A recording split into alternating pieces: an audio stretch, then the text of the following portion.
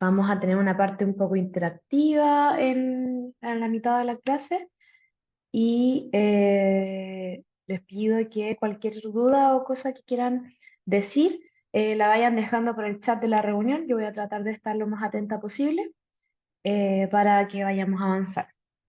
Entonces, lo primero de todo es saber cuál va a ser el esquema de la clase. Vamos a iniciar hablando sobre cuál es la diferencia entre principios y normas. Luego vamos a hacer un repaso entre los distintos principios del derecho ambiental. Son muchos, así que solo vamos a revisar los más fundamentales, los más importantes. Y luego vamos a entrar a saber qué es un paradigma y cuáles son los paradigmas existentes en el derecho ambiental. Entonces, partiendo ya desde la parte de cuál es la diferencia entre una regla y un principio, nosotros tenemos que tomar en consideración algo que vimos en la clase, en la primera clase de este curso, que es que el sistema jurídico, el sistema de normas que rige a un país, está compuesto por reglas o más bien compuesto de normas, como término general, término global. Entonces, las normas pueden ser interpretadas, entendidas o diferenciadas entre reglas y principios. Entonces, de esa forma, una norma que se entiende como regla es una norma que especifica una conducta deseada de forma clara, de una forma que no llega a lugar a dudas. Cuando a mí me dice una regla de una forma muy específica, ¿qué es lo que yo debo hacer? ¿Qué es lo que debo o no debo hacer? Pero es una forma muy específica y que no me deja lugar de decisión en general. Mientras que una norma que se expresa a través de un principio es una norma que más bien orienta, guía, da alineamientos sobre cómo la conducta se debe llevar a cabo, pero no me dice de una forma específica qué es lo que tengo o no que hacer, sino que me da herramientas, me da indicios, me da orientaciones sobre cómo yo voy a llevar a cabo una conducta, sea cual sea esa conducta. Es decir, entonces la diferencia está más bien en la claridad, la especificidad de la conducta que se me está exigiendo. En una regla, la norma me exige una conducta específica, mientras que en un principio la norma no me exige una conducta específica, sino que me da elementos para guiar mi conducta. Así entonces, la diferencia entre regla y principio es el criterio respecto de cómo se debe cumplir. Las normas, las reglas son normas absolutas. O la estoy cumpliendo o no la estoy. No pisar el pasto. O estoy pisando el pasto o no estoy pisando el pasto. No hay lugar a duda, no hay lugar a interpretación. En general, en el derecho todo hay lugar a interpretación, pero estamos simplificando para hacerlo más claro. Entonces, no hay lugar a duda, yo o estoy cumpliendo o no estoy cumpliendo y punto, se acabó. Mientras que cuando hablamos de principios, no es tan fácil hablar respecto de si se está cumpliendo o no se está cumpliendo, sino que lo que te está ordenando el principio es que uno realice en la mayor medida de lo posible cierta orden y que esto se haga dentro de las posibilidades jurídicas. Entonces, todo el tiempo es algo un poco más flexible, algo un poco más interpretable, algo que tiene grados. O sea, yo puedo cumplirlo en mayor grado o en menor grado. No es necesario que lo cumpla o no lo cumpla. No es blanco y negro, sino que puedo cumplirlo de a poquito, puedo cumplirlo un poco acá, un poco allá, en virtud de cuál sea la realidad que estoy viviendo, ¿ya? Entonces, esa sería más bien la diferencia entre regla y principio. Antonio pregunta qué se entiende con la mayor medida de lo posible. Se entiende que yo tengo que plantearme en mi contexto real, en mi situación fáctica, y decir, ¿cuál es mi mayor posibilidad de cumplir con este principio? Es decir, dentro de mi contexto fáctico, ¿cómo yo puedo hacer para que este principio sea en su mayor grado cumplido? Independiente si logro el 100%. Si logro el 100%, mejor. Pero si no puedo lograr el 100%, ojalá lograr el 90, y si no el 80, y si no el 70, pero lograr en la mayor posibilidad del principio. Quizás se entienda mucho mejor cuando vayamos revisando ejemplos de principios, ¿ya? Pero una primera cosa que necesito que veamos es si queda claro esta diferencia entre regla y principio. Y para eso, entonces, vamos a tratar de hacer una pequeña aplicación de esta diferencia. Entonces, como breve repaso, la regla me dice una conducta específica que puede ser cumplida o no. El principio me orienta mi conducta, pero yo trato de cumplirla en la mayor medida posible y no hay una obligación de cumplir o no tan tajante.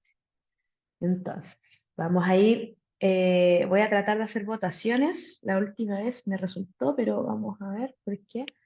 A veces esto no es tan fácil. De hecho, un primer problema que tengo es que esto se me ve muy, muy chiquitito, entonces, o sea, muy grande. Entonces no me permite ver la parte de las... A ver, denme un segundo.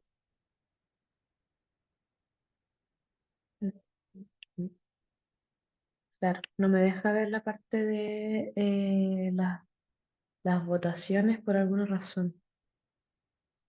Entonces, en ese caso, lo que vamos a hacer para que sea más sencillo es que ustedes cuando entran a la palabra, se me olvidó la palabra reacciones, en reacciones pueden tener una manito que tiene un dedito para arriba y pueden tener un corazón, ¿cierto?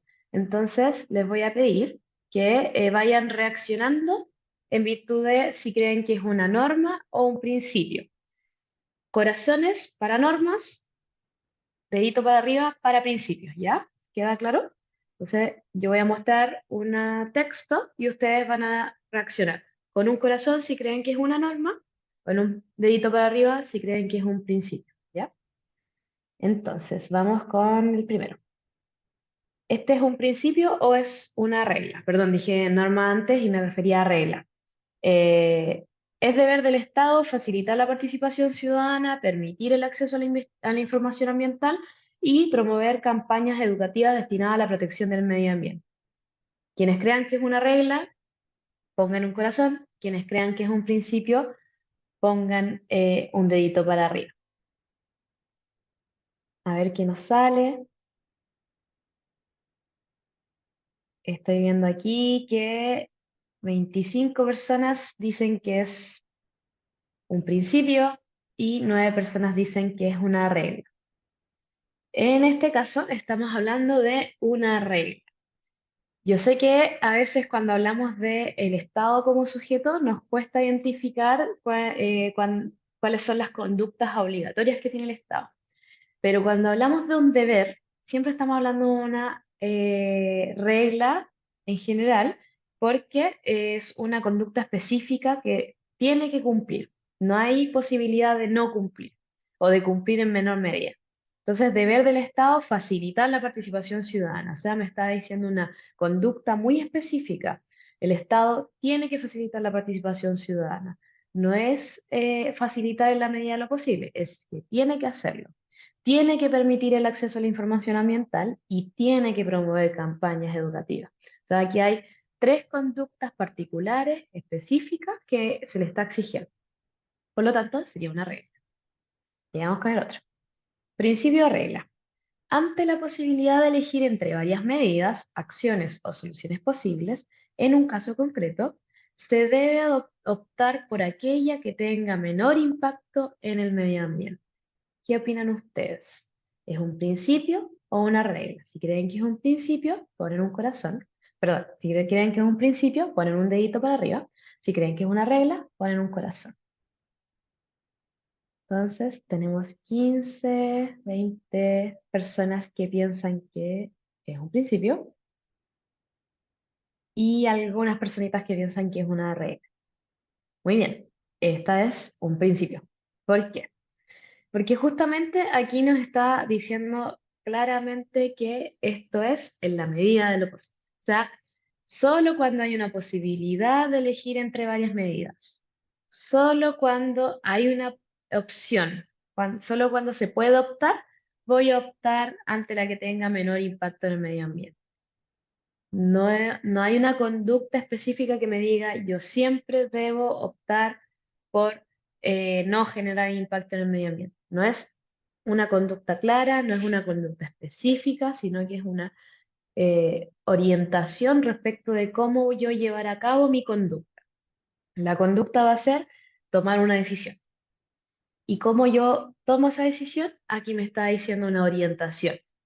Entre las distintas medidas que hayan, yo debo optar por la que tenga menor impacto. O sea, que voy tomando o sea, me está orientando mi decisión, me está orientando mi conducta, pero no me está diciendo cuál es la conducta específica. Este es el tercero, entonces, principio regla. Posibilidad de imputar a una persona la obligación de reparar o reponer el entorno ambiental por los daños que ha causado a éste.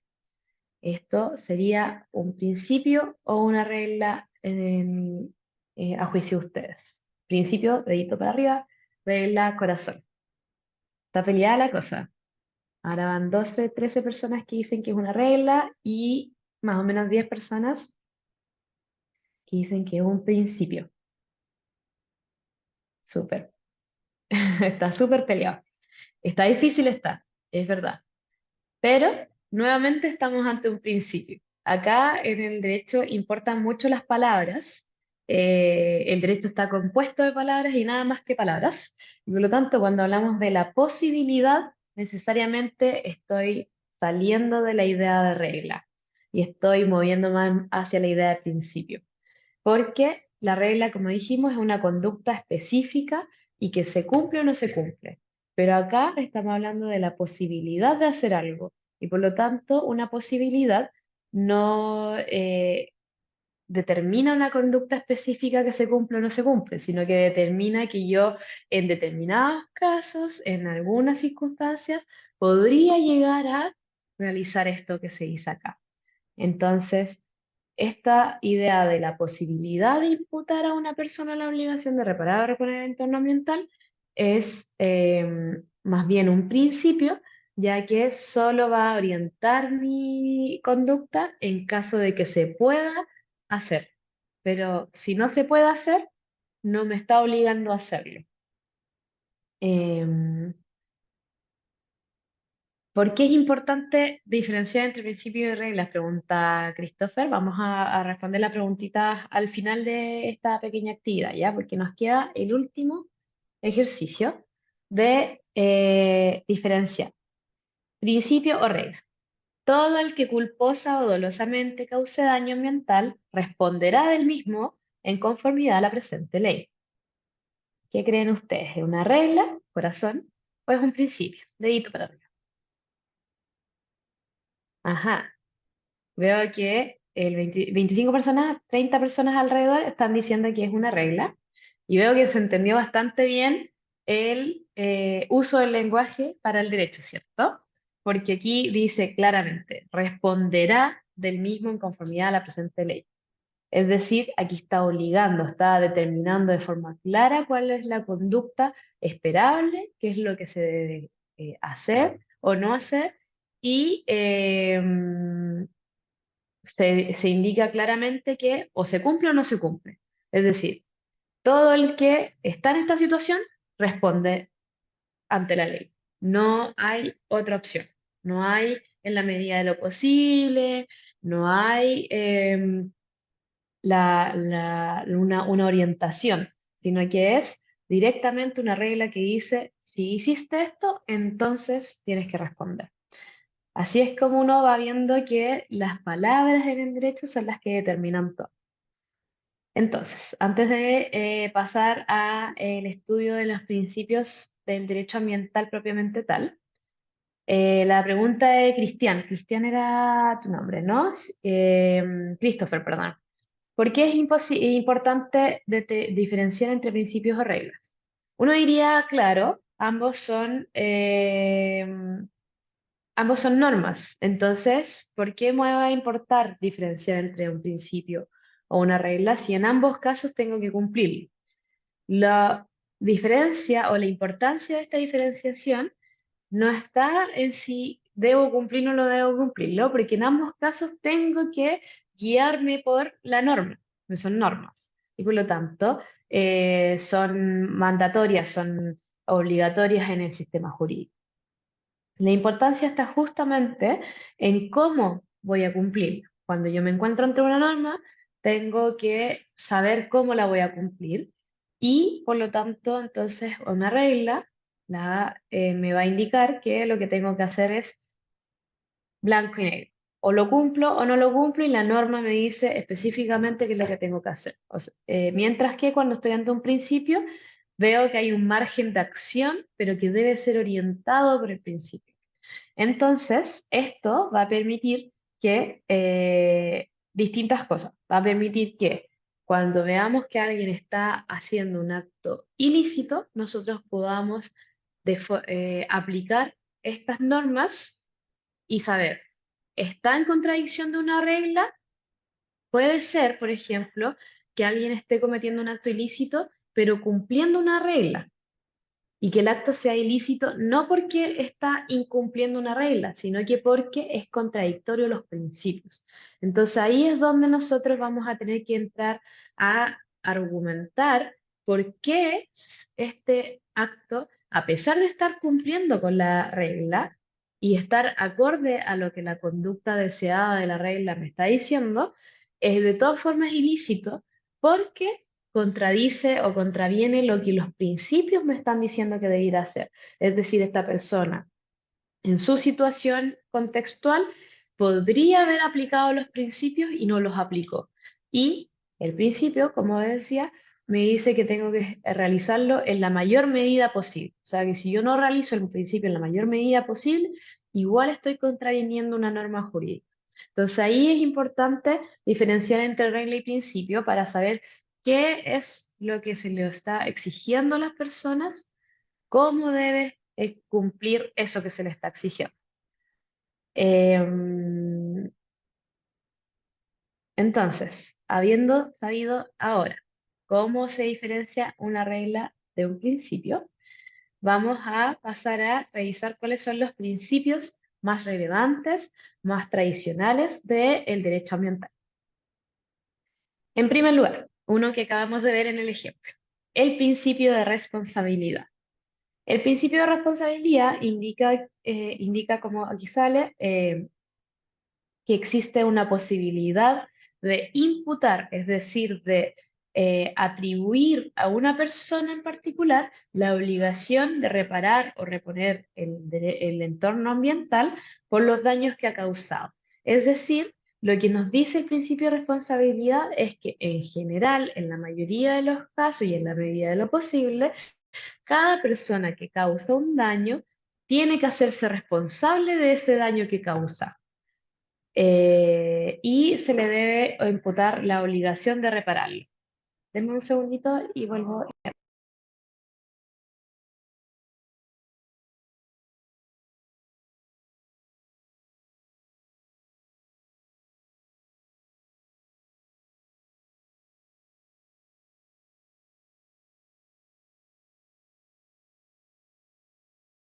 Ya, lo siento, es que me vinieron a decir algo a la oficina.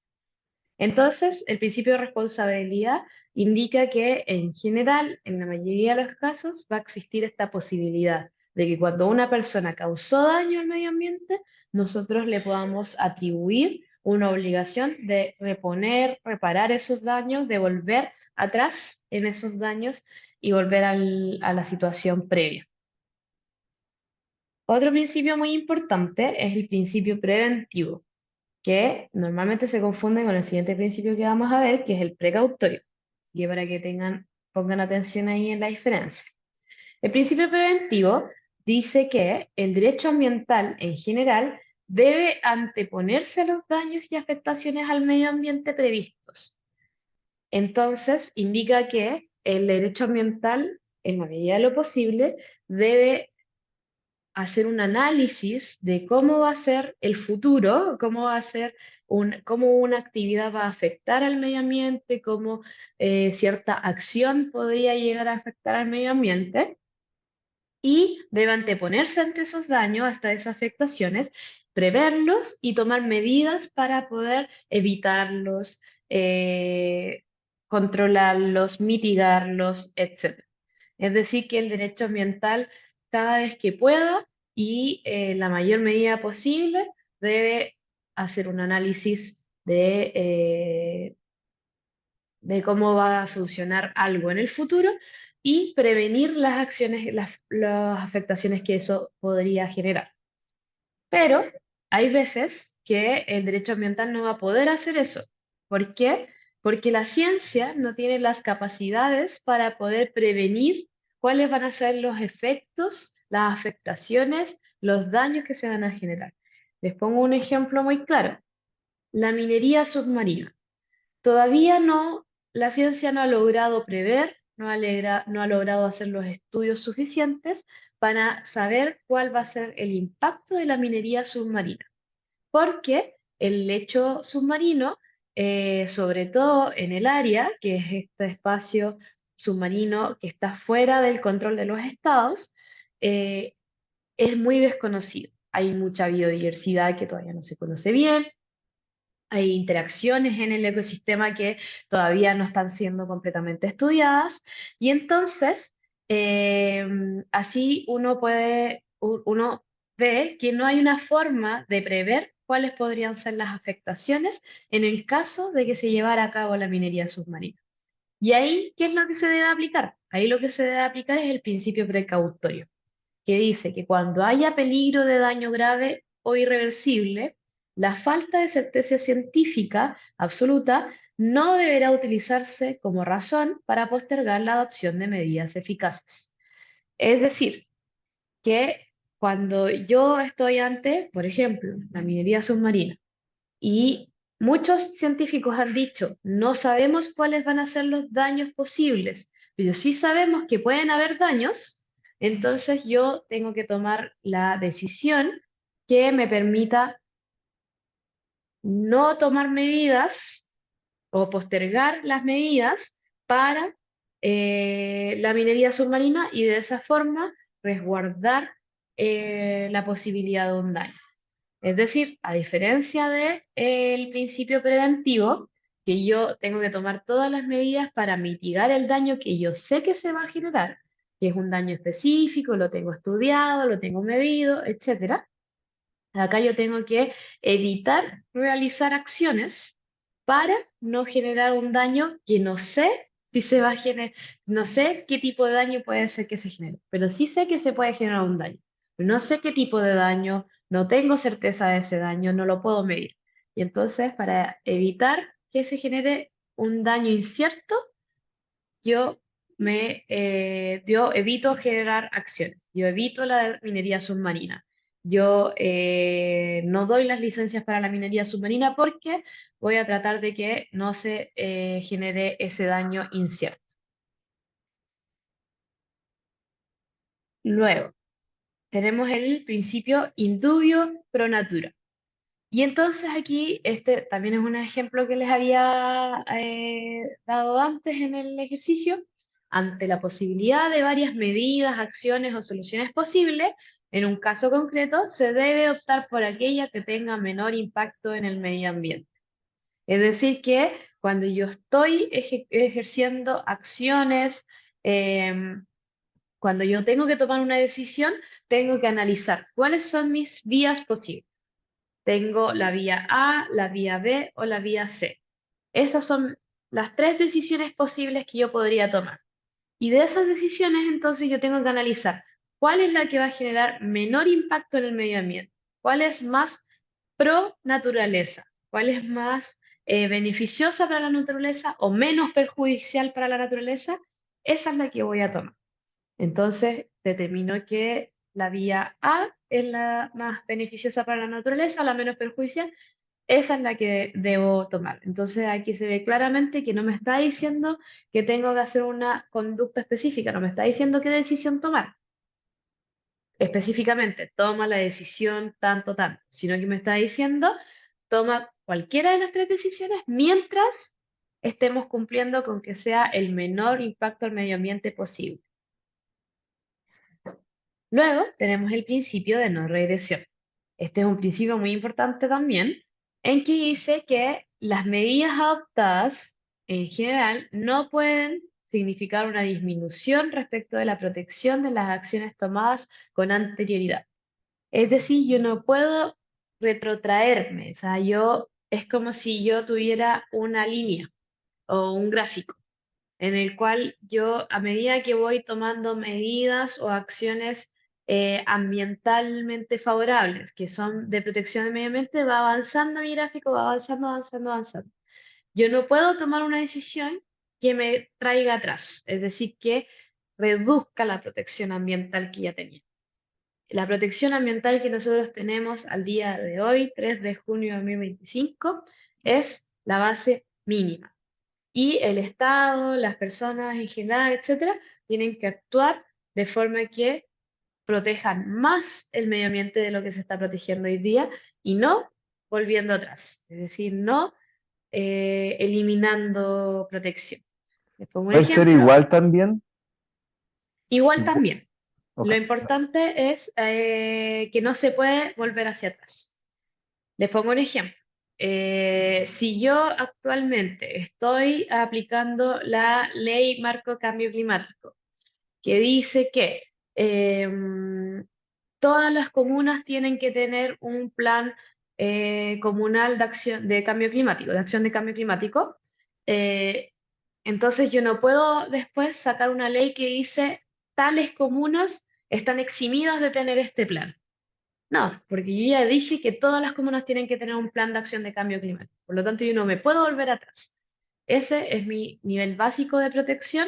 Tengo que ir de aquí en adelante. O me mantengo o sigo, pero no puedo volver atrás. Y por último, creo que este es el último, sí. Y por último, otro principio muy importante en el derecho ambiental es el principio de eficiencia. El principio de eficiencia indica que se deben introducir los estándares y medidas ambientales más efectivos al menor costo posible. Es decir, que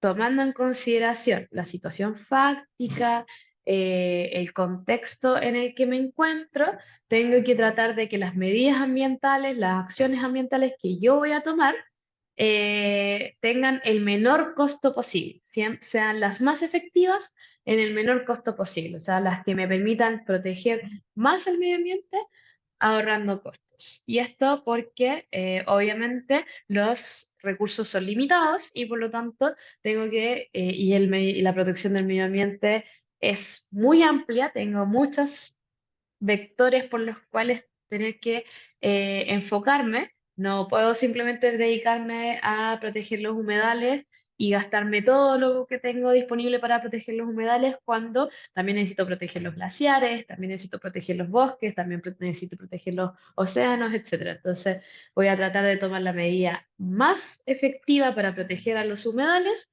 al menor costo posible.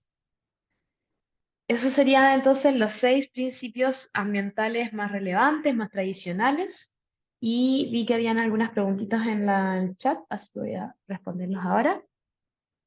Constanza Andrews preguntaba si hay instrumentos normativos en los que explícitamente se consagren los principios.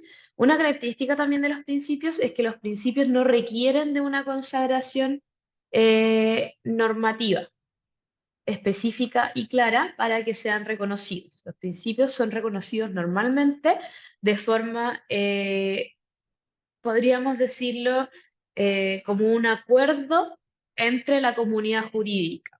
Entonces, porque se aplica constantemente en la jurisprudencia, porque los autores en la doctrina los han reconocido así, etc.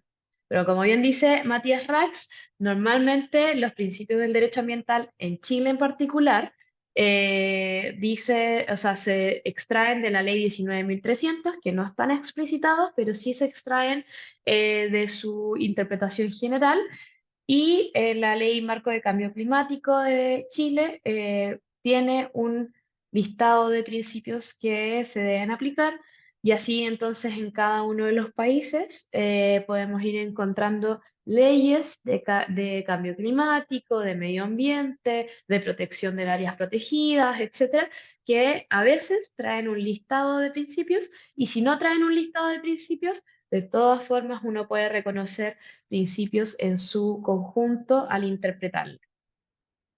Luego, Viviana Alfaro pregunta cuál, respecto del principio de responsabilidad, se refiere a la imputación de una persona. ¿Qué sucede si una empresa es la responsable de la afectación al medio ambiente? Y, como bien le dice Carolina Rodríguez, nosotros en el derecho lo que hacemos es, el derecho funciona con muchas ficciones, con muchas cosas inventadas. Y nosotros en el derecho entonces lo que hacemos es que para poder imputarle responsabilidad a una empresa, que no es una persona en particular, una persona natural, le hacemos la ficción de la persona jurídica. Entonces, las empresas, las ONGs, las entidades gubernamentales, se les interpreta como que son personas, a pesar de que no son una persona natural, un ser humano.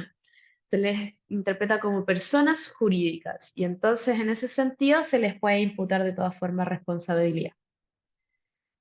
Luego, Christopher Hoeffler dice que bajo el principio precautorio, ¿cómo hacemos si nunca hay información completa? ¿Cuál es el límite de ese principio? Nuevamente, como decía antes, los principios tienen este elemento que es que se tienen que cumplir en la medida de lo posible. Entonces, si tenemos una actividad que requerimos que se realice porque hay un objetivo de protección o un bien jurídico muy importante que si no se realiza esa actividad no podemos llevarlo a cabo, entonces podemos el principio precautorio aplicarlo en menor medida. Les pongo un ejemplo. Antes les hablaba del principio precautorio de la minería submarina. Actualmente la minería submarina se está requiriendo para poder generar más energía, más elementos energéticos. Nosotros en la actualidad en nuestro planeta no requerimos de más energía, y eso está comprobado bajo estudios y análisis. Lo que requerimos es una mejor distribución de la energía. Entonces, actualmente el principio precautorio dice no se puede hacer minería submarina porque puede generar un daño irreparable al suelo submarino, eh, y entonces no aceptamos la minería submarina porque el bien jurídico que se busca proteger, que es generar más energía, no me obliga o no es suficiente argumento para yo poder aplicar en menor medida el principio precautorio. Porque, como les decía, no necesitamos más energía, necesitamos distribuir. Distinto sería si me dijeran que los minerales del fondo submarino se requieren para la generación de una cura para una epidemia, una pandemia, lo siento. Entonces, tenemos una nueva pandemia en nuestro mundo, en nuestro planeta, y resulta que la única cura para esa pandemia está en el fondo submarino. Entonces necesitamos de minería submarina para poder sacar esa mineral para la cura de la pandemia. Ahí tenemos un bien jurídico protegido que me exige aplicar en menor medida el principio precautorio para yo sí poder hacer esa minería submarina para ese bien jurídico protegido en particular. Entonces ahí es donde uno puede ir viendo que el principio se va a ir aplicando en la medida de lo posible, tiene un elemento de gradualidad, lo puedo aplicar en mayor grado, en menor grado, en virtud del contexto en específico. Entonces no hay un límite claro, porque nuevamente se aplica en la medida de lo posible. Cuando hablamos de costos en eficiencia, podemos estar hablando de distintos tipos de costos. No necesariamente es un costo monetario, un costo medible en términos de capital, sino que también pueden ser costos personales, pueden ser costos naturales, etcétera. María Esperanza Orellana dice, ¿cómo hacemos si se genera una ley que no está alineada con el principio de no regresión? ¿Qué podemos hacer como ciudadanos? Ahí va a depender mucho de cada uno de los ordenamientos jurídicos del país, pero justamente esa es la idea, María Esperanza. de esta clase es que ustedes comprendan que existen estos principios y por lo tanto que debe existir, normalmente cuando existe un principio o una regla, cualquier norma, existe una vía de accionar esa regla, ese principio, esa norma. Y justamente eso es lo que se va a ver la próxima clase, cuáles son las vías de intervención, cómo yo puedo accionar ante un incumplimiento de un principio, un incumplimiento de una regla, etc. Así que mantengan esa dudita para que la puedan resolver la próxima semana. No, perdón, el jueves. En Chile, Inés Parra nos comparte que en Chile en 2024 la responsabilidad individual por el daño ambiental se sustenta en la ley 9.300 que establece cualquier persona natural o jurídica que cause un daño ambiental de forma dolosa o culposa queda obligada a recuperarlo. Esto significa que si una persona causa un daño al medio ambiente, ya sea intencionalmente o por negligencia, debe tomar medidas para restaurar o compensar el daño, justamente. Matías Rax dice que respecto a los principios también está la Declaración de Río. Eso es muy importante, gracias Matías. Muchos de los países a nivel mundial, o al menos los países que están dentro de la ONU, han firmado la Declaración de Río del año 72 y ahí hay muchos principios del derecho ambiental, al menos los más básicos y los más relevantes, están anclados en esa declaración. Entonces, ese es un instrumento que normalmente se encuentra en casi todos los países que nos puede ayudar para nosotros ir a tribunales y decir, no se está cumpliendo con la Declaración de Río. Así que si quieren buscar más sobre ello, busquen la Declaración de Río en Internet.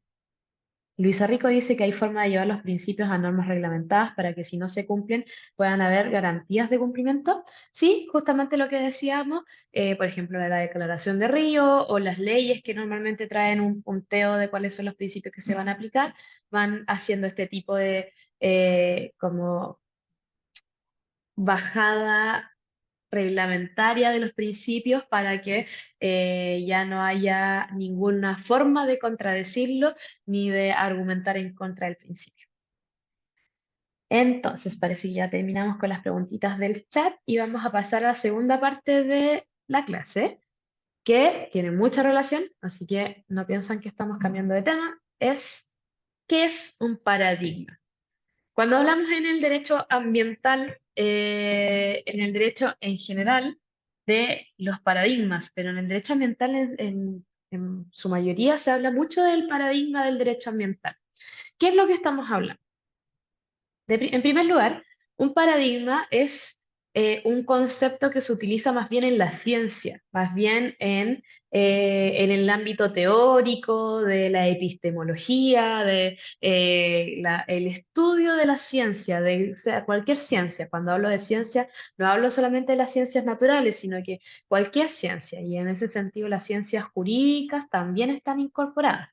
Entonces, el paradigma es un concepto del estudio de las ciencias que dice que es la manera consensual como la comunidad científica de una época determinada es importante, asume la producción de conocimientos. Es decir, que como una comunidad de personas pensantes, de las personas que gestan la ciencia, en particular de qué se está hablando, asumen que van a producir sus conocimientos en virtud de este paradigma.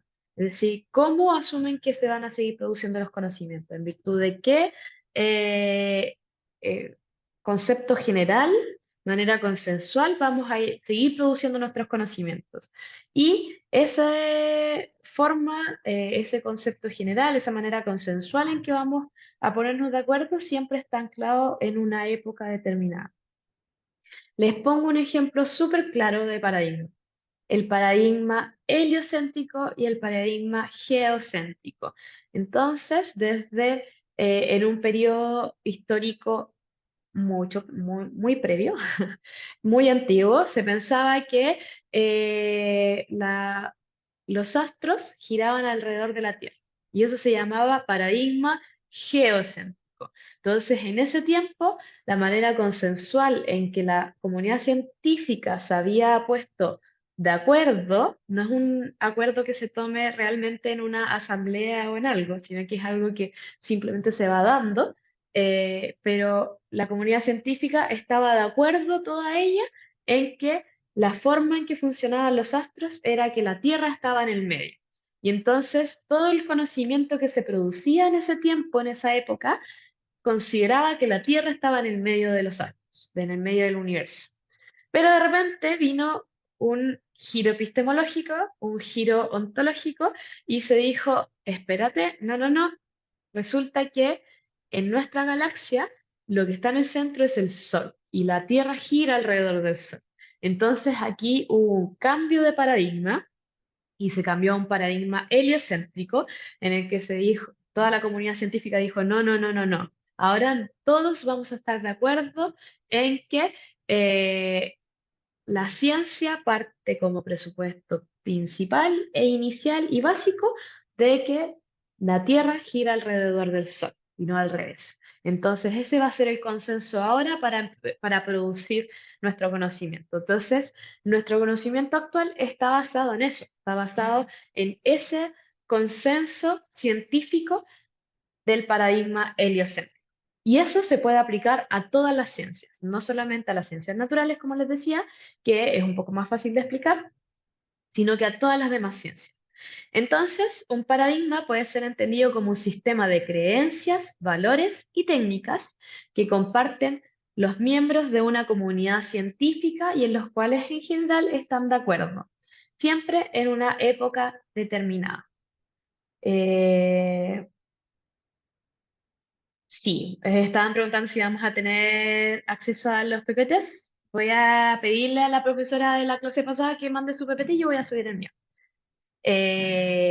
Y entonces, Antonio preguntaba si la comunidad científica, si solo la comunidad científica, y es una muy buena pregunta, porque la comunidad científica en general va a fundar las bases de la comprensión del resto de la sociedad en general. Entonces, el paradigma heliocéntrico es un acuerdo de la comunidad científica que funda las bases de la comprensión de la sociedad toda. Toda la sociedad actualmente tiene, en su mayoría, tiene la comprensión de que hay un paradigma heliocéntrico, que giramos alrededor del Sol.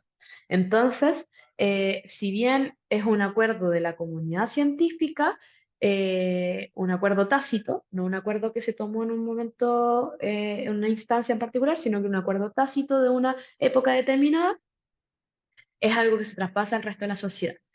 Y respecto de que la ciencia no cree, esa es una muy buena acotación también, porque tenemos que también tomar en consideración que a pesar de que nosotros siempre vamos a abogar porque la ciencia es lo más objetiva posible, y estamos de acuerdo en que la ciencia es lo más objetiva posible, es lo más objetiva posible dentro del paradigma en el que nos encontramos. Entonces, si en algún momento se llega a falsear el paradigma en el cual nos encontramos, podríamos llegar a decir que la ciencia está equivocada. Y eso fue lo que pasó con lo que les decía ahora, el cambio entre el paradigma geocéntrico y el paradigma heliocéntrico. La ciencia construía todo su conocimiento en virtud de que los astros giraban alrededor de la Tierra.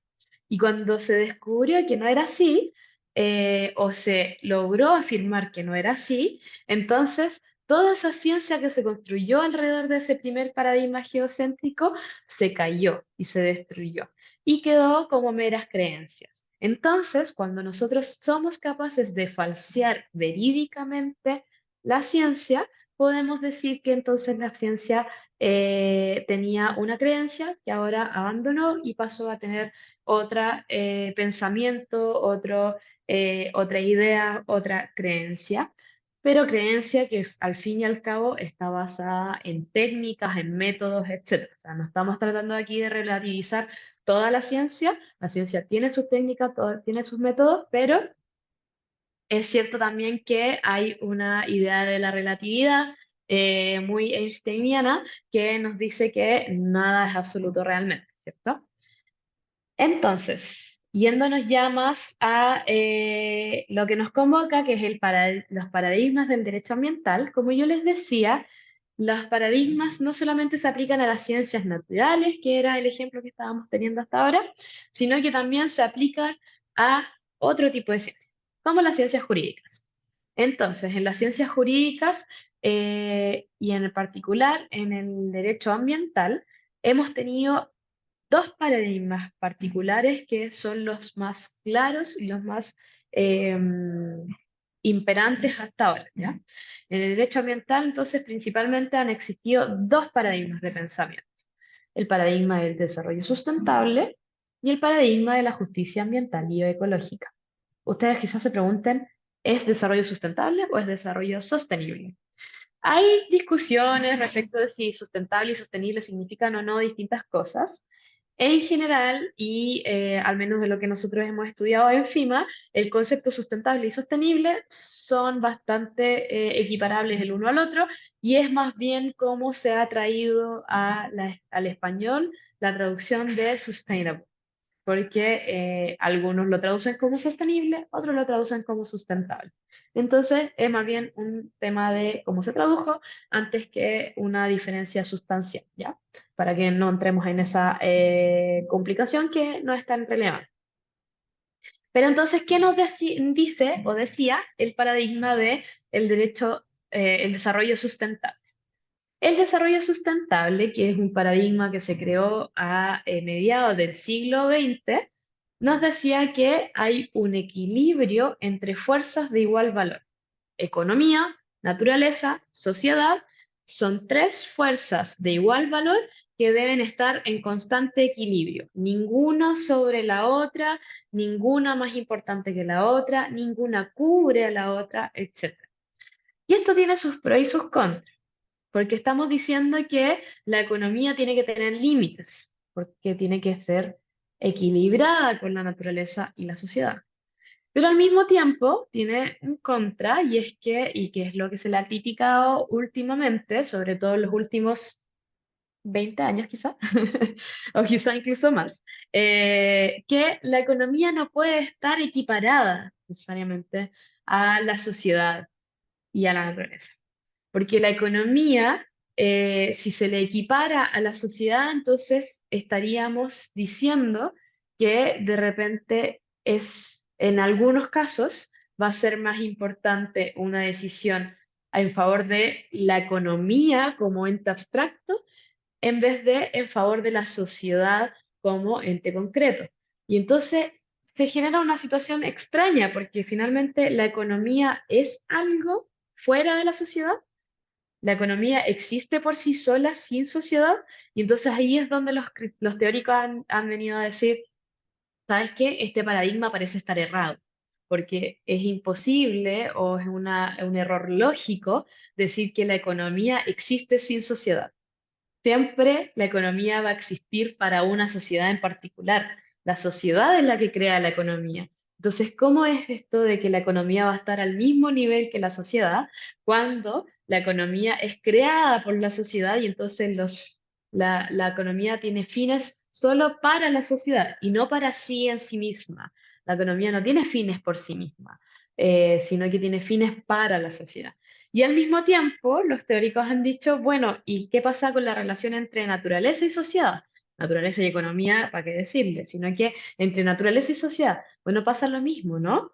Finalmente, la sociedad no podría necesariamente estar en un mismo pie que la naturaleza, ya que la sociedad es parte de la naturaleza. Entonces, yo al considerar a la sociedad como algo distinto de la naturaleza y del mismo valor, lo que estoy haciendo es que estoy disparándome los pies, porque voy a tomar decisiones que son para la sociedad por sí sola, independiente de la naturaleza, que tienen importancia fuera de la naturaleza, pero finalmente todo lo que yo tome, todas las decisiones que yo tome para la sociedad van a afectar a la naturaleza, porque la sociedad está dentro de la naturaleza. La sociedad no existe si no hay naturaleza.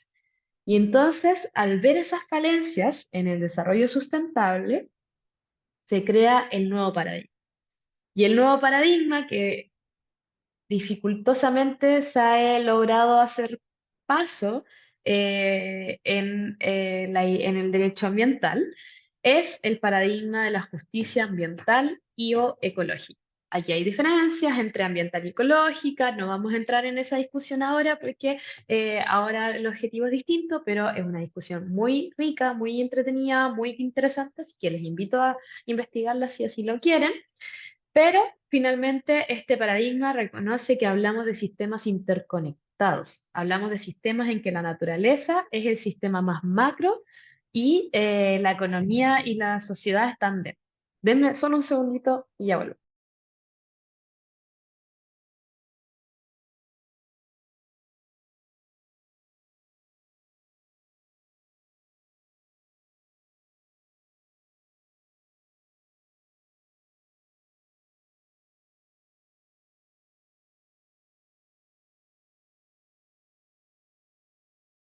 Ya, a ver si volví. Entonces, este paradigma reconoce que el paradigma anterior tenía complicaciones y que no podemos entender a la economía fuera de de la sociedad y no podemos entender a la sociedad fuera de la naturaleza. Son sistemas interconectados en que la naturaleza es el más grande, el más macro, y que cada uno de ellos va dentro del otro, y que por lo tanto hay una dependencia, hay una forma de relación entre ellos, pero además una dependencia de cada uno al más macro, ¿cierto? Entonces, este nuevo paradigma que dificultosamente, como les decía, se ha estado tratando de hacer parte, nos viene a decir que no podemos poner en una balanza y que equiparemos los fines de la economía en sí misma versus los fines de la sociedad, porque la economía tributa a la sociedad. La economía, los fines de la economía deben siempre ser pensados en virtud del beneficio de la sociedad, porque la economía es una herramienta, un elemento dentro de la sociedad.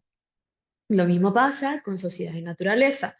No podemos poner en un pie de equilibrio, de igualdad a la sociedad y a la naturaleza, porque la sociedad no tiene fines ajenos a la naturaleza o no es posible tenerlos, porque cualquier cosa que se haga dentro de la sociedad se está haciendo dentro de la naturaleza también. No existe el ser humano fuera de la naturaleza.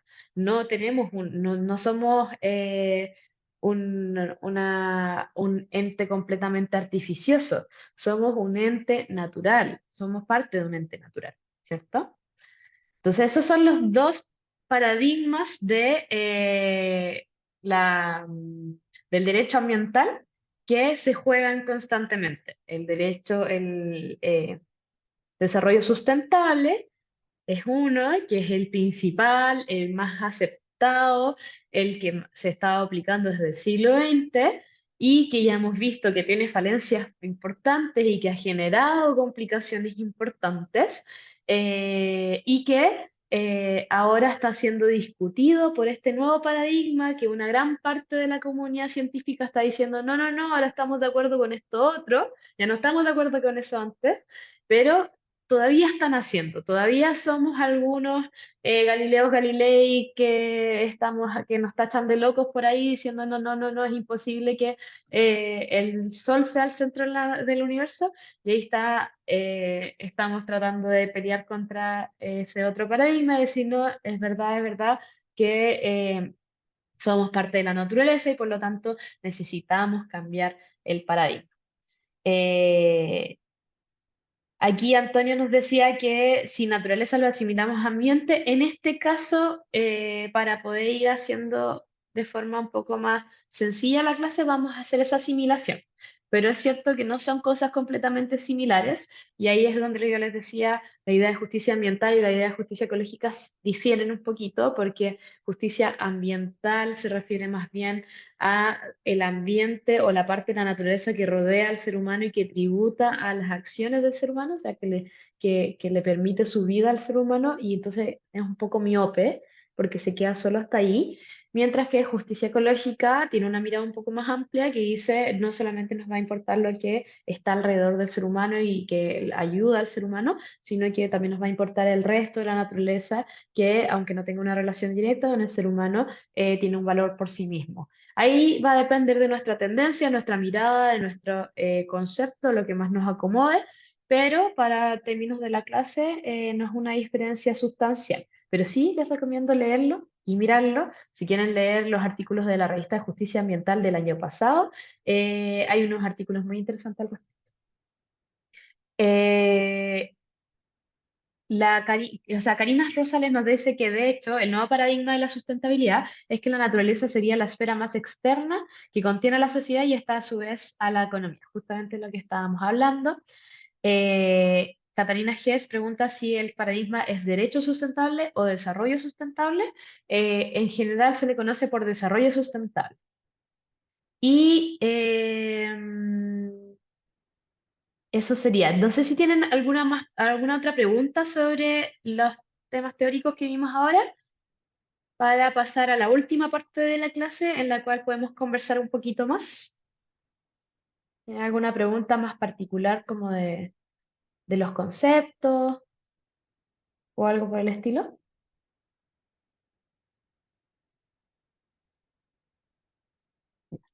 Si no hay más preguntas de los conceptos, entonces textos para extender de este tema. Mira, yo soy súper mala para aprenderme las cosas de memoria, entonces les puedo recomendar textos, tengo textos al respecto, así que les voy a cargar a la carpeta de Drive, les voy a cargar un par de textos que son muy interesantes sobre el tema y donde pueden entonces revisar, estudiar, analizar y profundizar un poquito más. Pero como les digo, yo tengo muy mala memoria, entonces no me acuerdo nunca de los nombres de los autores ni nada de eso. Dominique Hervé, muy, muy buena opción. De hecho, en esta idea de justicia ambiental o justicia ecológica, Dominique Hervé tiene un libro completo sobre justicia ambiental, idealísimo, muy, muy bueno. Pero respecto de desarrollo sustentable versus mirada ecocéntrica, ahí les voy a dejar algunas cositas para que los vayan mirando. Henry Chu en Justicia Climática, muy interesante también. Ahí les voy a dejar algunos extractos de textos que les podrían servir. Les voy a dejar varios también, así ustedes pueden deleitarse y leer todo lo que quieran. Pero vamos a pasar entonces a un pequeño espacio de conversación de unos 30 minutos, creería yo, o lo que ustedes quieran conversar, tenemos tiempo todavía, respecto de cuál es la relación entre principios y paradigmas. Entonces, al principio de la clase estábamos viendo que hay una diferencia entre las reglas y los principios, y los principios serían algo así como una orientación de cómo deberíamos llevar a cabo nuestras conductas que no nos determinan específicamente qué conducta tenemos que hacer.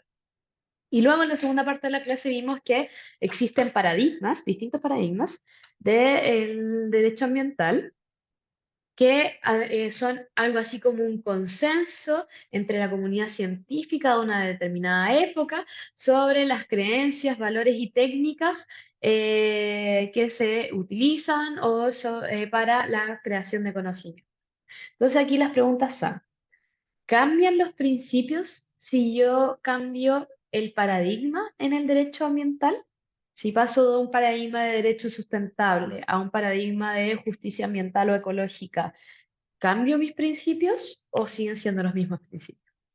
¿Cómo influye cada paradigma en la aplicación de las reglas? ¿Las reglas las voy a seguir aplicando de la misma forma o voy a aplicarlas de una forma distinta? ¿Las voy a interpretar de la misma forma? Las voy a interpretar de una forma distinta. Si quieren hablar, pueden levantar la manito y yo les voy dando la palabra y así podemos ir conversando. O si no, pueden escribir en el chat y yo los voy leyendo.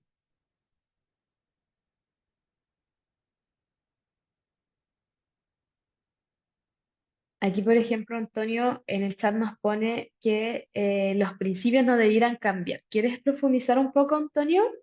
en eso? ¿O lo puedes dejar en el chat o puedes hablar por el micrófono?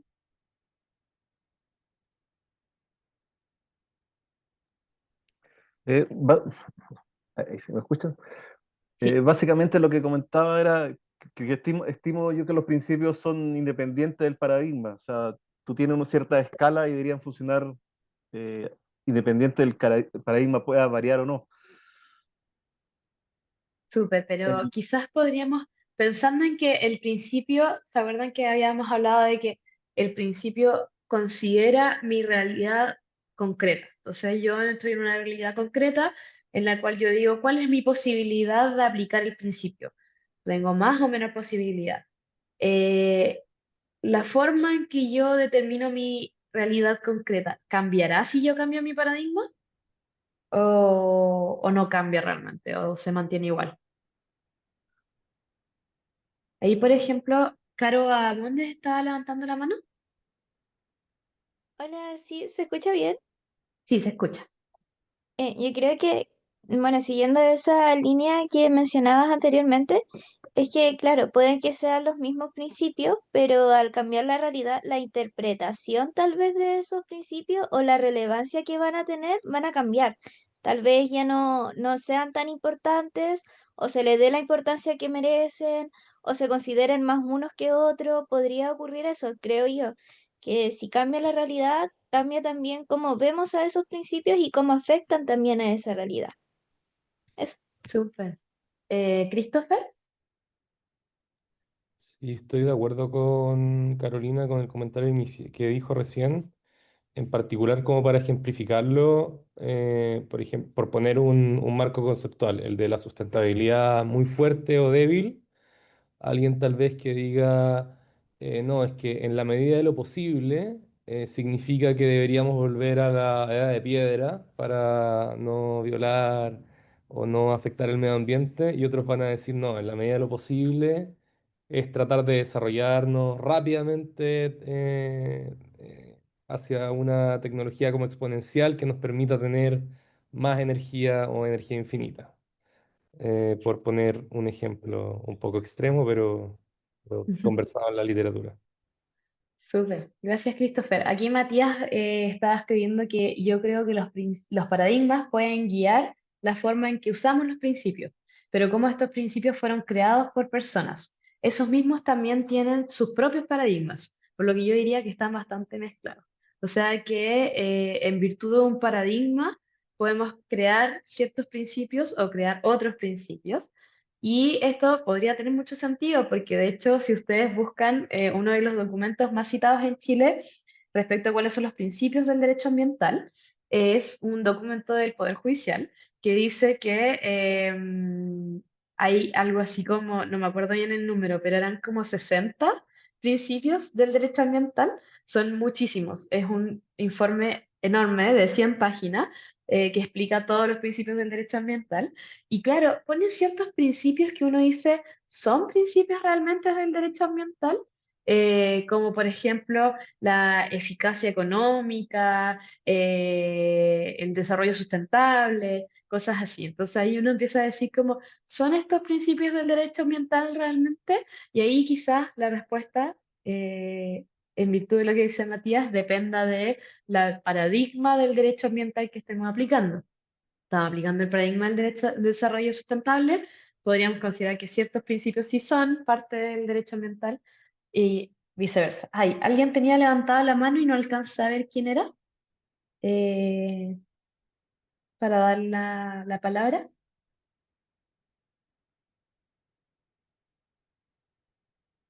Por mientras, Matías dice, además de estos principios son creados para proteger el futuro, supongo. Entonces la idea es que tengan una línea en común. Y si están constantemente cambiando, puede debilitar la misión que tienen. Sí, ahí hay un tema del derecho en general, que el derecho siempre tiene esta intención de la certeza jurídica y en ese sentido el derecho es muy conservador siempre. El derecho su objetivo es conservador, objetivo es proteger y cuando buscamos proteger algo, en general buscamos conservar ese algo. Lo mismo que pasa con el medio ambiente, cuando buscamos proteger el medio ambiente, en general estamos tratando de conservar el medio. Entonces, ese es un elemento del derecho bien que hay que tener en consideración siempre, ¿cierto? Que si estamos constantemente cambiando el derecho, entonces no necesariamente vamos a estar cumpliendo el rol de protección del derecho, pero ahí hay que aplicar criterios también, ¿cierto? Porque también el derecho tiene que irse eh, modificando o adecuando a la sociedad. Entonces, si la sociedad va cambiando, el derecho irá ir cambiando con la sociedad, pues si no, no tendría sentido y quedaría inaplicable si utilizamos un derecho de hace 50 años atrás en una sociedad que ha cambiado en 50 años. Christopher, Sí, yo tengo una pregunta, Sofía, ¿cierto? sí, Sí. Sofía, sí. ¿Por qué es importante hablar de paradigma en este caso? Pensando tal vez que hemos como llegado a una fragmentación, tribalismo, posverdad, entonces tal vez no es tan fácil identificar un paradigma único. ¿Por qué es relevante que hablemos de paradigma ahora? Oye, esta pregunta me encanta porque a mí me gusta mucho la teoría, me gusta mucho todo lo que tiene que ver con el ámbito más abstracto de las cosas. Y una gran crítica se le hace siempre a la gente que nos dedicamos a la teoría es, ya, pero todo lo que tú estás diciendo, súper bonito, súper bacán, pero se queda en el concepto, pero cuando yo me enfrento a un conflicto socioambiental, yo necesito soluciones prácticas, no soluciones teóricas. ¿Cuál es mi postura al respecto? Mi postura al respecto es que la modernidad capitalista nos ha puesto en una idea siempre de, eh, de dualismo excluyente. Entonces, que si es teoría, no es práctica. Y si es práctica, no es teoría. O sea, que son completamente excluyentes. Yo creo que la teoría y la práctica no son excluyentes y que deben ir siempre juntas.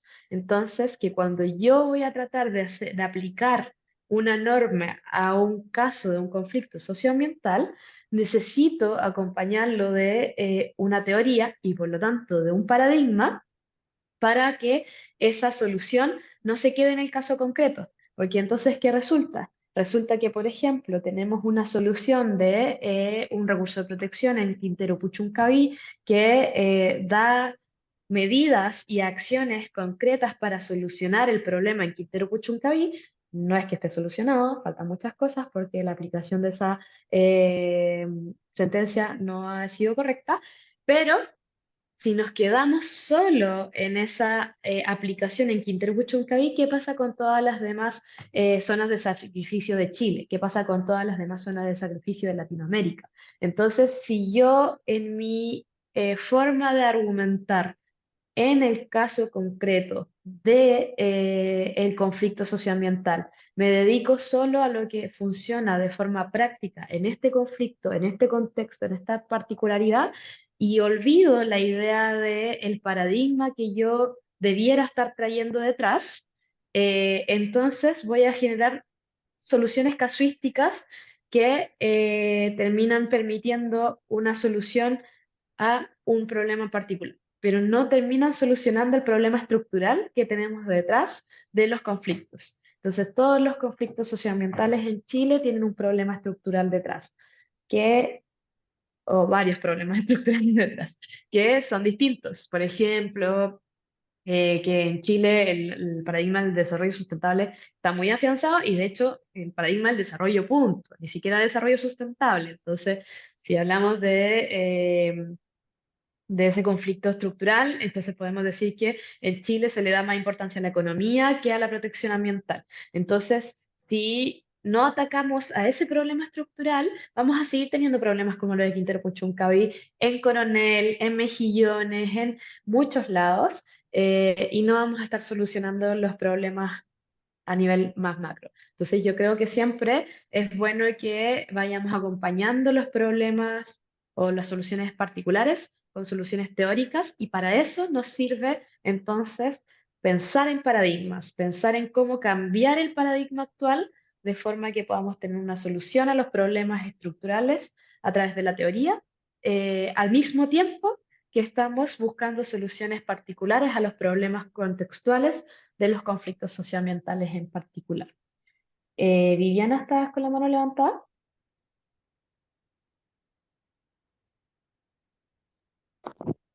Hola, ¿se escucha?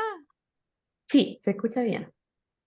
Ya, no voy a poder activar mi cámara porque está como súper inestable mi conexión a internet. No te preocupes. Eh, y mi intervención tiene que ver con la utilidad de hablar de principios y de paradigmas. Me parece súper interesante en el contexto de la ley de permisiología que se está tramitando en el Congreso y que refiere, por lo que yo he visto, a las modificaciones en la tramitación de proyectos de inversión en el servicio de evaluación ambiental. Creo que ese Ujú. es un tema relevante y que se está dando. Así que eso como acotación, como comentario en realidad, no sé, pero era como mi aporte. Creo que es súper importante ver que en relación al principio de como de no retroceder, creo que en este caso sí se está retrocediendo en materia de protección medioambiental. Creo que es una discusión que creo que sería interesante poder darla o cuestionarse al menos por qué este gobierno está favoreciendo o promoviendo este tipo de modificaciones, po. Así que eso, un abrazo grande para todos y muchas gracias por la iniciativa de la Universidad Socioambiental. Gracias, Viviana. Ese es un muy buen ejemplo. Solo voy a hacer una pequeña introducción de eso para las personas que no son de Chile, porque tenemos algunos compañeros que vienen de otros países. En Chile tenemos un reglamento respecto de que determina las normas sobre cuándo una actividad económica debe ser evaluado por el servicio que entrega las licencias ambientales. Entonces, este reglamento dice específicamente, por ejemplo, un sistema de generación eléctrica de tantos megavatios, sobre tantos megavatios, tiene que ser evaluado para obtener una licencia ambiental antes de su aplicación, de su implementación. Y así lo hace con un listado bien largo de cada una de las razones o cada uno de los tipos de actividades que deben ser evaluados antes de aplicarse para que se evalúe que efectivamente cumplen con la normativa ambiental. Y como bien dice Viviana, actualmente hay un proceso de modificación de ese reglamento que se llevó a consulta ciudadana hace no mucho y yo también lo veo con los mismos ojos que dice Viviana, que lo veo como algo problemático, lo veo como algo que va en contra del principio de no regresión, porque justamente reduce los estándares ambientales respecto de qué se debe evaluar y qué no. Y hay algunas cosas que en la práctica termina eliminando del listado de qué se debe evaluar y otras cosas que los umbrales que establece son ridículos y por lo tanto nunca se van a terminar cumpliendo y por lo tanto nunca se va a terminar ingresando a la evaluación ambiental. Entonces, lo que hace es que a través de una modificación de un reglamento se está flexibilizando un estándar que está en la ley, porque la ley es la que establece que ciertos proyectos o actividades económicas deben ingresar a evaluación ambiental, y entonces el reglamento solo debe determinar de forma específica los números, pero el reglamento no puede sacar un proyecto de las tipologías de ingreso. El reglamento debe determinar los números, pero no puede decir esto ya no se va a evaluar. Y en la práctica lo que está haciendo la modificación reglamentaria es eso, entonces ahí hay una clara evidencia de cómo, si bien se está cumpliendo con una regla, que es que haya un reglamento que determine este tipo de cosas, etcétera, etcétera, no se está cumpliendo correctamente con un principio que es el principio de no regresión, que dice que no podemos retroceder en la protección ambiental y por lo tanto esos proyectos que actualmente se evalúan deben seguir evaluándose y lo único que podemos hacer es someter más proyectos a evaluación ambiental, no eliminar proyectos de la evaluación ambiental. Pero bueno, es una discusión para largo. Eh, y entonces están conversando por el chat, que me parece muy interesante todo lo que han puesto en el chat. Romina Velázquez pone que con la descarbonización de la energía, ¿qué tal? Se está descarbonizando con amoníaco. Aquí nuevamente hay otro elemento. Por ejemplo, nosotros teníamos eh, una, eh, una meta de descarbonización a través de la NDC 2020 que indica que se debe alcanzar un cierto nivel de descarbonización a el 2030. No me acuerdo los números exactos, ya les dije que soy mala con la memoria de cosas específicas, pero el 2030, por ejemplo, tenemos que estar descarbonizados net cero, es decir, sin más centrales a carbón. Y entonces, ¿qué hace el proyecto de plan de descarbonización del Ministerio de Energía? En vez de ir avanzando para cumplir esa meta a 2030, modifica la meta a través del plan de descarbonización, diciendo, a 2030 vamos a tener tantas centrales que no son a carbón, sino que son a carbón y amoníaco, y por lo tanto estamos descarbonizados.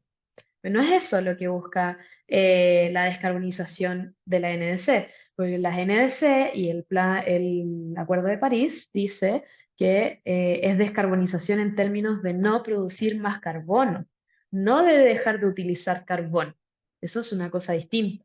Entonces, a través de una interpretación muy acomodada, terminan bajando el umbral de protección ambiental y retrocediendo, ¿cierto? Entonces ahí se ve, dice Matías Rach, cómo se busca la eficiencia con la excusa de que la burocracia ambiental está retrasando el avance económico, o eso es lo que dice un sector, un conocido discusión de la permisología. Eh, Eso entonces eh, es la clase de hoy. Christopher, tienes la mano levantada y sería la última mano para que vayamos cerrando la clase de hoy. Christopher, estás muteado. Gracias, Sofía. Tengo una última pregunta que está asociada más bien a cómo se están tramitando, cómo se está litigando actualmente en estos casos. Y desde el conocimiento y desde el desconocimiento finalmente es una pregunta. ¿Existe la posibilidad de que eventualmente se litigie en torno a como este paradigma? Digamos, por ejemplo, que hay varios estudios internacionales que dicen que el costo del carbono real es como $5.000. Pero la legislación chilena, eso no está ni cerca de ser así. Entonces uno podría decir, ah, el modelo completo es lo que tiene que ponerse en cuestionamiento porque no se está cumpliendo el principio de responsabilidad o el principio de compensación o qué tan cerca estamos de poder hacer algún caso que en el fondo que no sea casuístico, sino que aborde el sistema completo y qué tan cerca estamos de que eso salga a la luz y que alguna institución como ustedes pueda avanzar en eso. Oye, voy a dejar de compartir porque ya no estamos con la presentación y perfecta la pregunta de Christopher porque me permite hacer un cierre muy bueno. Y es que vamos a tener un curso que empieza la próxima semana que es de herramientas para litigio climático. Litigio climático es justamente una de las formas en las cuales los abogados y abogadas ambientalistas que se preocupan por la justicia climática están buscando hacer un litigio estratégico que permita hacer un cambio del paradigma a través de los casos particulares. Y entonces los dejo súper invitados a que se inscriban a ese curso de herramientas para litigio climático. Son solo 3 clases. Va a ser cortito, pero confiamos en que muy bueno porque va a ser realizado por la plataforma de litigio climático latinoamericana. También les invito a conocerla en redes sociales. Así que inscríbanse y nos vemos ahí. Y les dejo otra recomendación más, que es que esta semana, si no me equivoco, salió un caso súper importante de un agricultor peruano. Nuevamente, no recuerdo su nombre, lo puedo buscar aquí en mi WhatsApp porque lo tengo por aquí cerquita, de un agricultor peruano que ganó, entre comillas, porque realmente perdió el caso, pero en verdad ganó, Hay una columna de nuestro director ejecutivo, Ezio Costa, sobre esto, que lo que hizo fue demandar a una empresa alemana por su contribución al cambio climático que a su vez está generando un riesgo en su población en Perú. Entonces es curiosísimo porque el tribunal alemán declaró que en efecto la empresa alemana es responsable de sus acciones de sus emisiones que aportan al cambio climático. Entonces, está súper interesante, es un caso que hay que tener en miras porque puede ser replicado y puede seguir siendo utilizada la misma estrategia que utilizó este agricultor para poder generar más juicios como este. Y el caso es de Luciano Saúl Lluria. Lluria. Se lo dejé entonces en el chat. Les invito mucho a leer el caso. Ya está la sentencia, se puede conseguir en internet. Hay una columna de nuestro director ejecutivo, José Costa, que está muy interesante también. Si bien no se ganó el juicio propiamente tal, se ganó en este reconocimiento de que las empresas emisoras, las grandes emisoras del mundo, son responsables del cambio climático y por lo tanto responsables de los riesgos que están generando en otras partes del mundo, como en este caso en Perú. Así que eso como una pequeña avisoramiento de posibilidades, de esperanza, de positividad, para que sigamos aprendiendo formas de cambiar este paradigma, ¿cierto? Eso sería todo. Muchas gracias por venir, muchas gracias por esta clase, muy, muy buenas sus intervenciones, muy entretenido conversar con ustedes y nos vemos el jueves para la última clase de este curso introductorio con Antonio Pulgar sobre vías de intervención del derecho para poder hacer todo esto concreto y real. Nos vemos, hasta luego.